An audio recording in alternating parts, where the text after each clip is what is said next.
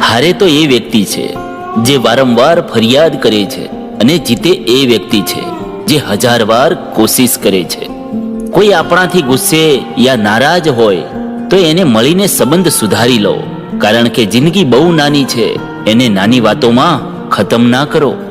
દુનિયામાં સૌથી વધારે ખુશ એ લોકો છે જે જાણી ચૂક્યા છે કે બીજા પર થોડી પણ ઉમ્મીદ રાખવી એ બેકાર છે.